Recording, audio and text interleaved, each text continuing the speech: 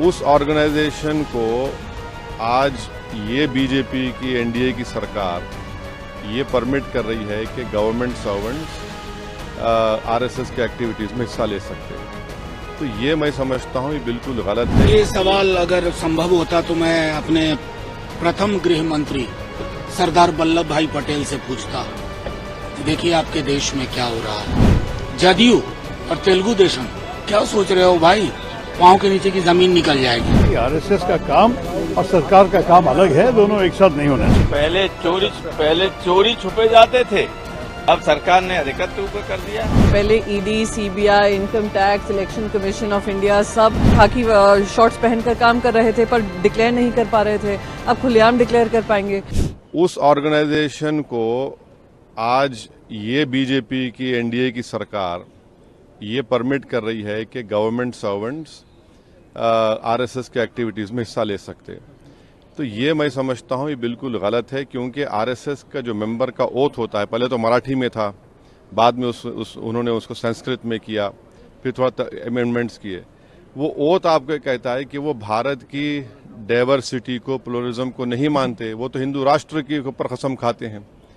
तो जो हिंदू राष्ट्र के ऊपर कसम खाता वो तो इंडियन नेशनलिज्म के खिलाफ बात कर रहा है। और मेरा मानना यह है कि जितने कल्चरल ऑर्गेनाइजेशंस है उनको परमिट नहीं करना चाहिए। तीसरी बात यह है कि ऐसे कई कल्चरल ऑर्गेनाइजेशंस है जो कम्युनिस्ट आइडियोलॉजी को मानते हैं। ऐसे कई कल्चरल ऑर्गेनाइजेशन, मिसाल के तौर पर जो जमात इस्लामी है।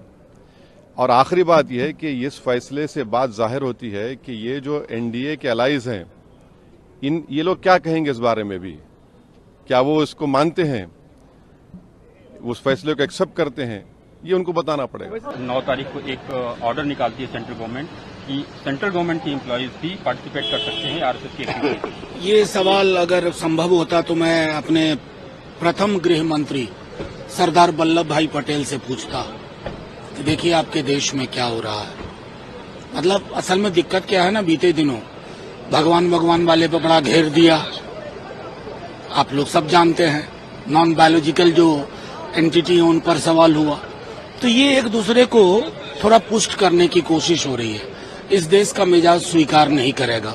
और मैं तो समझता हूँ कि बाकी जो दो घटक सहयोगी दल है, जदयू और तेलुगु देशम, क्या सोच रहे हो भाई, पांव के नीचे की जमीन निकल जाएगी। आपको पता है कि ये सरदार पटेल ने जो शुरू किया था कि आरएसएस का काम और सरकार का काम अलग है, दोनों एक साथ नहीं होना चाहिए। और आपको ये भी मालूम है कि ये सब करने के बाद नरेंद्र मोदी जी की सरकार 10 साल से ये रूल को बदला नहीं।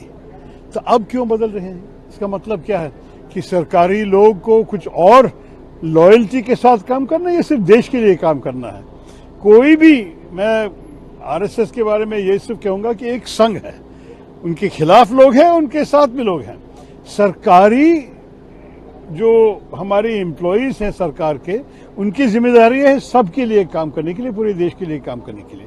कभी भी एक अगर उनके जो भी इंक्लिनेशंस है, पॉलिटिकल इंक्लिनेशन, राजनीतिक जो है, वो तो दिखाना नहीं है, उसके बेसिस में काम नहीं करना है। लेकिन अगर आप अभी खुलेआम से आप मेंबर भी बन जाएं आरएसएस के, तो उसका मतलब क्या है, किस ऑब्जेक्टिविटी से आप आपकी काम करेंगे? इम्पार्शियलिटी को क्या हो गया अभी सरकार में?